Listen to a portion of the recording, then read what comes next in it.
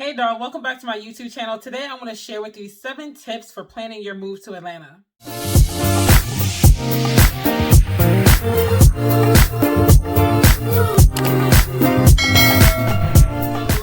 Video I did was actually my 1-year update. You can go on my channel and check that out, and I will link it down below. In that video, I obviously just shared, what I think of Atlanta now that I've been here a year. I still can't believe it's actually been a year. That year flew by, but that video did have some people ask me questions on Instagram in more depth, what they should look out for, what are some tips I would give them, more intricate questions. And so I don't mind answering questions at all. Like if you have any questions, reach out to me on Instagram at Daily_Delle. My DMs are always open. Seriously, they really are. But I figured I would make this video as well because sometimes you want to replay information, or you might still have a similar question and you feel weird asking somebody over and over again. So this video will help be a resource for those who just want to have the resource there. And of course, like I said, you can always send me a DM. Now, I am a single mother. I have 1 child. I have a son who just turned 4 on Monday actually, and I live in a multi-generational home. So I'm giving tips based on that because what I was looking for might vary from what you're looking for or what you need depending on your lifestyle, whether you have children or not, whether you're moving alone or not, So just take what you need out of the video and then you can discard the rest of the information if it doesn't apply to you. But I'm gonna try to be as helpful as possible, and this is just from my standpoint. Again, I've only been here a year. I'm not a native, so I'm just giving advice based on what I went through and what I would do differently or what I actually did. So let's go ahead and dive in. Like I said, I have 7 tips. So the first thing is that Atlanta is really not that big of a city itself. It's the metro area that makes Atlanta big. So Atlanta has, I forgot how many counties surround the city of Atlanta. I've heard anywhere from, I want to say, about 32 counties to as much as 50 something counties if you count the greater metro area. However, there are some counties that are more immediate to the Atlanta area. So you've got Cobb, you've got DeKalb, you've got Fulton, you've got Henry, you've got Clayton, you've got Gwinnett, okay, you've got Douglas County. These are the counties that are more directly around the Atlanta area, and I'll try to put a map somewhere around here so you can see of the immediate Atlanta area. Now, I've said before that I live in Paulding County. It's not directly outside of Atlanta. It's kind of a little past Douglas and Cobb, nestled in between Douglas and Cobb. It's not my most favorite place, but then again, Atlanta in and of itself is not my most favorite place in the world. So, I don't plan to stay here past next year when my lease is up, but for the cost, it's not bad. You do get more bang for your buck the further out you go into the suburbs. If you are living in Fulton County or parts of DeKalb, you're gonna pay the most, which is basically gonna be Midtown or the north side of Atlanta. So Midtown is what we would call downtown in DC. That would be the heart of the city. This is gonna be by Atlantic Station and basically everything that's all the goings on, that's gonna be Midtown, The north side is gonna be parts of Cobb, definitely parts of Gwinnett. That's gonna be Smyrna, Tucker, those areas, Dunwoody, Chamblee, Brookhaven. You're gonna pay more money in these areas than if you go to the south side, which the south side would be Clayton County, Henry County, Jonesboro, Stockbridge, I believe the city is. These areas are going to be cheaper. College Park, those areas are going to pay a lot less per month on your rent, and I would even assume definitely your mortgage because of the location. Paulding County, you are going to pay less as well as Douglas County, but some parts of Douglas County can get more expensive than Paulding County. So you really just have to figure out what your budget is. If you are on a low budget, you don't want to spend more than, I would say, probably about $1,500 a month, you're definitely going to want to stick to West Cobb or the south side. You're going to get more bang for your buck. The north side is not going to give you as much, especially if you're moving with a family or it's more than one of you moving, if you're not moving by yourself. Now, if you're moving by yourself, you don't mind paying more and you're looking for an apartment, you can get decent apartments on the north side, 1 bedroom for $1,300, $1,400, $1,500 a month, just depending on, again, what kind of fixtures you want. I'm someone that likes newer fixtures. I like a newer home. The home that I'm sitting in right now is new. I'm the first one to inhabit this home. I prefer new construction. That's just me, or very recently renovated. But if you're someone who doesn't mind older fixtures, maybe if you're looking to rent a home, an older home that probably doesn't have all the bells and whistles, might be a little dated, if you don't mind that, you can definitely save some of money, and depending on the type of space you want. Again, I don't live by myself. It's me, my mom, my sister, and my son. So I wanted space. I didn't want us to be breathing down each other's necks. If you don't mind being a little closer for comfort, then again, you can save money. So you have to determine what you want to do. But I will say, just a rule of thumb, the further out you go in the suburbs, the more money you're going to save. However, if you are the type that you're going to be working downtown, your business is going to be downtown, like in my case, a lot of my business dealings are downtown. Anytime there's a networking event, anytime there's something I need to show up for, it's either midtown or on the south side. So I'm doing a lot of commuting, and that's another reason why I don't want to stay in Fulton County, because I'm like, it's really out the way for what I need to do. Didn't know that before I moved here, but now that I know, you move wiser when you know better, okay? When you know better, you do better.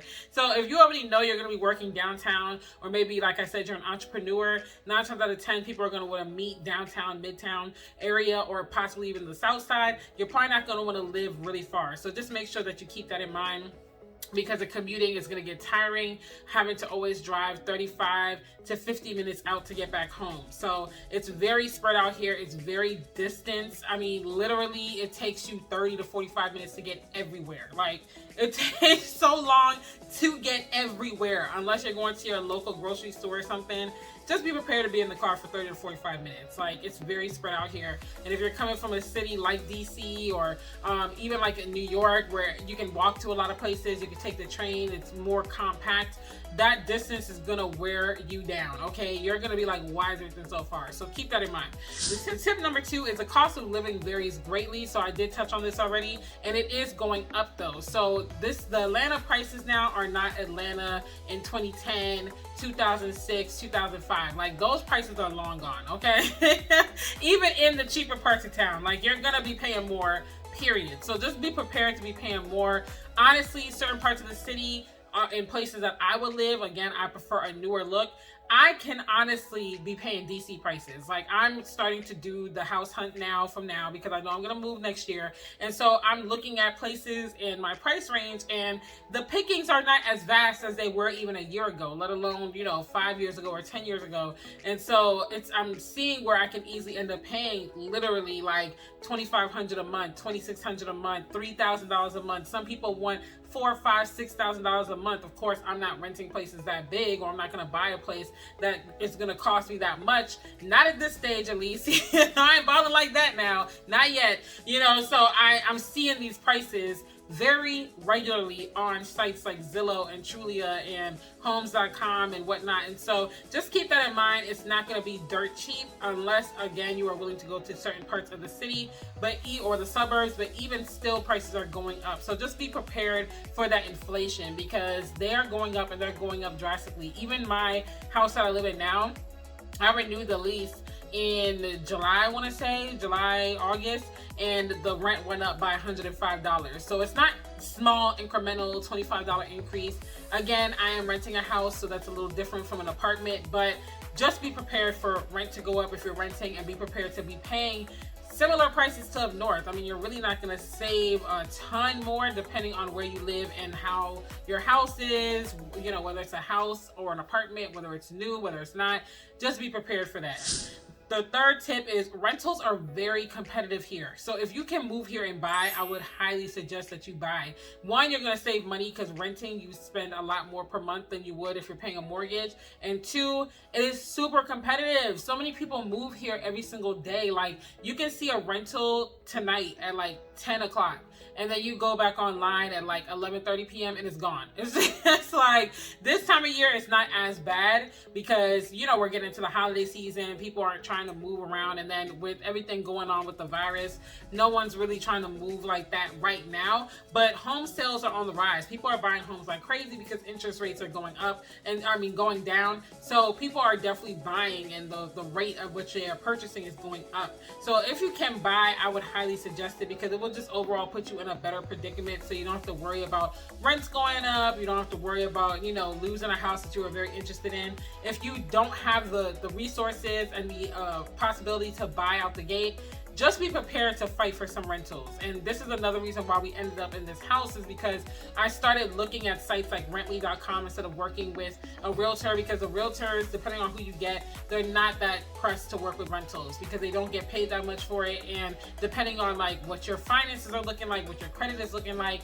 they know that you can end up getting denied a couple of times. And so they're really not going to be as patient and thorough with you as if you're buying. So look at rently.com. Rently.com is a lifesaver. You can do self-guided tours. You can book and do the tour yourself. You don't have to wait for anybody. And you can communicate directly with the homeowner or the builder of the home or the developer, you know, which is what we did. We communicated directly with the developer because they were still renting it at the time. And we were able to get in the house. Because the thing is here, which I was not used to, in the DMV area, even if you get rejected for an apartment or a rental property, the owners or the property manager still has some power to negotiate. But here, what I found is that that's not the case. If the denial comes back from your application, it is what it is. Like, they don't have any power to try to negotiate or try to be like, okay, let's work around, let's do this, let's do that. So if it's denied, it's denied. And you want to be wise when you're applying, because I mean, that's like $75, $100, you know, depending on how many people are moving in.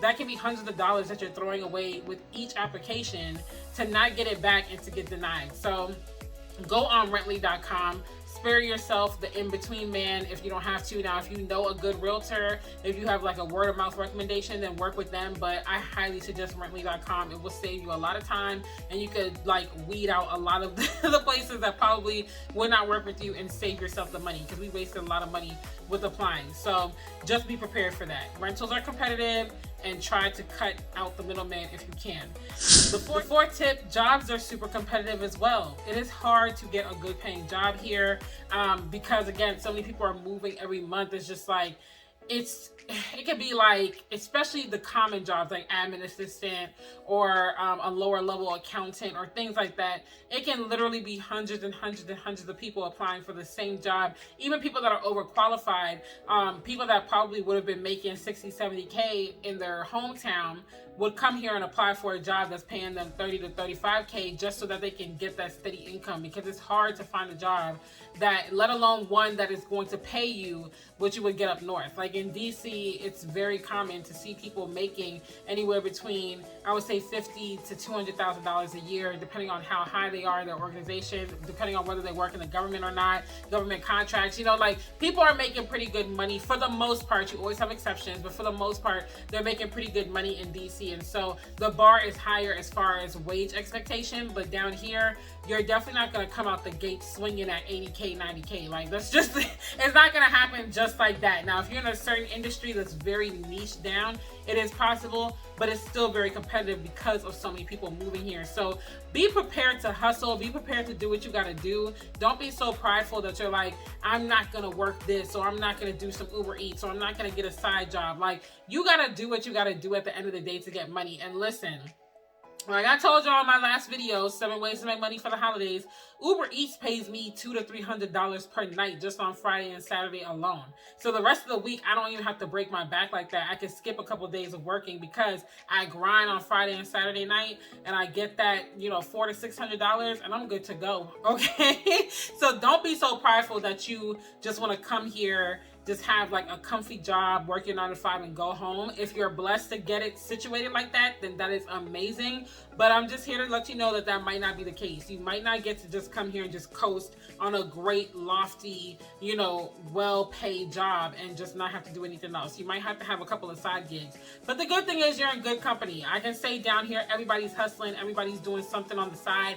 Everyone's got a side business. Like, everybody is getting after it here. And I believe that's one of the major reasons why, because the job market is so oversaturated with people of all qualification levels that it's like, you gotta have something else. I don't care if you want to be a bottle girl on the side. I don't care if it's Uber Eats or DoorDash. I don't care if it's a night shift at Walmart. Like, just be prepared to hustle, especially when you're new here and if you don't have a lot of like connections or money or wealth or whatever. Just be prepared to hustle, because you're gonna need it. The 5th tip is that you want to make at least 1 to 2 trips down here before you move down here, because again, what we know of Atlanta before you come here, you might be basing it off of like Real Housewives of Atlanta, Love and Hip Hop Atlanta. You know, you have like this image in your head, and when you get here, it's not that. Like, it can be that depending on the circles you move in, but needless to say, you need to get down here to really understand the area, to really understand the towns and the cities that you're interested in living in, and to really get a feel for the place, because you might start off thinking like, I want to live on the south side, for instance, and then you go and you're like, I don't really like the south side for me, especially maybe you're just looking for a certain lifestyle, maybe you got children, I don't know, and you get here and you're like, I don't like it, and so you want to have the opportunity to scout out other areas. It might be the opposite. You might be like, I want to live on the east side, and then you come here and you're like, ooh, yeah, never mind. I think I'm gonna move to the north side, or you know, like, you need the time and the ability to scout out the area, get here, fill it out, you know, see what you like, see what you don't like. Because once you're here and you lease a place or you buy, like, you're gonna be there for at least 6 months, you know, if not a year or more. So you don't want to be leasing or buying a place in a town or a subdivision or whatever that you don't like, because then you'll be miserable, you know. Like for me, like I said, I'm not crazy about Poland County because of the distance, you know, it's not as diverse as I would like, and just various different things, which, you know, I could talk about on another video. But, you know, it's not all bad, and it's decent enough for me to have stayed here for, by the time I moved, 2 years. So, you know, for what I'm looking for the quality of life that I'm looking for my son, you know, I wanted him to have a big enough yard to play in. I wanted to have a big enough house that we're not on top of each other. I wanted to be able to be in a new place and not spend what I was spending in DC out the gate. You know, there were certain things that I was looking for, and they checked the boxes to be here. So, not to mention that God literally opened the door for us to be here. If y'all know, you know. If not, go watch my my 1 year update where I talk about how we got in this house, and I have a couple other Atlanta videos too where I talk about it. But yeah, like just be prepared to just be prepared. Be prepared. Be prepared to make 1 to 2 trips down here before you move, because you're gonna want to scout out the area. And like I said, it's very large. So once you scout out the area, you'll be able to say like, okay, yeah, I like it here, I don't like it here, etc., etc. But 1 to 2 trips is crucial. I prefer 2 because sometimes the first trip you can't really soak it all in because it's such a big area. You know, like you might come and be like, I'm gonna do this, I'm gonna look at that, and then you only get to one county. You know, you only get to check out East Cobb. Like 2 trips is ideal, and if you can make even more than that, that's even better. So the 6th tip is network. Like I said, everybody down here is doing something. Everybody down here has a side business. If you can network before you even move, that's great. Like if you could join some meetup groups or join some Facebook groups surrounding Atlanta, maybe around an interest or an occupation or a neighborhood that you're interested in getting into, if they allow people to join without having been, you know, living there physically yet. Like, try to network even before you get there, because I'm just gonna keep it real. Nepotism is big in Atlanta. Like, if you know somebody, you can get through faster than if you're trying to get it out the mud, basically. Like, network. Okay, get to know some people, have some handy dandy names and numbers in your back pocket that you can pull on at any time, because depending on what you're trying to do, nepotism might be stronger than in other arenas, but it pays to know people here. And the thing is, I will give Atlanta the fact that everybody's open to networking, at least the ones that I've run into, because again, they have their own side business, they have their own thing going on. They're open to collaborating and working together for a common goal. Now, are they going to be a genuine friend, a genuine lifelong connect? Who knows? The way these folks have been rubbing me, I doubt it, but hey, that's just me. But at least y'all can get a goal done together. You can accomplish a business goal or a personal goal together, and they're open to working with you on that. Whereas in DC, it was more like, when you get on, then holla at me, but I'm not going to help you get on, you know? So just be prepared to network. Speak up if you've got a business, let that be known. Go to events where people are going to be exchanging information, collaborate, really try to build so that you can make the most of your time here, because you might not be coming here to stay forever. You might just be coming here for a season. So you really want to take advantage of that. My last tip is, it's going to sound basic, but it's always worth saying. Focus. When you get here, focus on what you're here for. Now, if you get here and you're like, I can retire here, you still want to focus, but it's not as much of like a go, we got to get this done. If you're like me and you know you're only here for a season, whether that's 5 years, 7 years, 10 years, whatever, Like, be focused on what you need to do so you can accomplish your goals and move on to the next location, the next, task, the next part of your purpose, because you don't want to get here and get so caught up on the fast life. I've seen that happen where people come here and they're so caught up on the party scene, they're so caught up on, being with the who's who and rubbing shoulders, because I will say Atlanta's a city where it's not hard to see celebrities. Now that I think about it, I feel like I've probably seen some celebrities.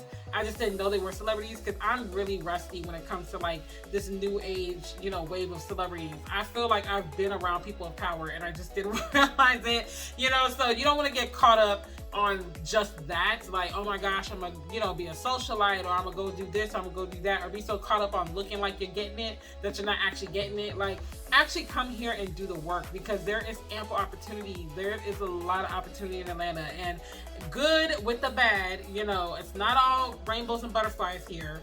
But I can say that there is opportunity here that I feel you won't get elsewhere just like that. Not when you're just starting out as an entrepreneur or whatever you're trying to do, or maybe making a career switch. You can come here and you can do better for yourself if you put in the grind, and if you're willing to sacrifice, and if you focus and you align yourself with the right people in the right way. So those are the tips that I have for moving to Atlanta. Let me know, of course, like I said, if you have any more questions, do not hesitate to send me a DM on Instagram at daily_Delle. And of course, you can leave a comment down below and I'll answer it. If you need any more assistance, like with direct neighborhoods or anything like that, just let me know. I'm literally an open book, and as I find things out or as I discover things, I'm more than glad to share with you. Don't forget to share this video with a friend who might be thinking about moving to Atlanta or is planning. Oh, another thing I forgot to mention. I suggest you start planning 6 to 12 months out before you move, to give yourself time to save money and to really just like get your coin up, because you don't want to move here broke. Like, don't do it. Things are rough here if you don't have money. So make sure that you have a little cushion and that you're prepared, But anyways, share this video with a friend who's thinking of moving to Atlanta or possibly is already in the process of doing it. And don't forget to comment down below and let me know if you have any more questions, or, if you just want to know of anything else. So I'll see you guys on the next video. Bye.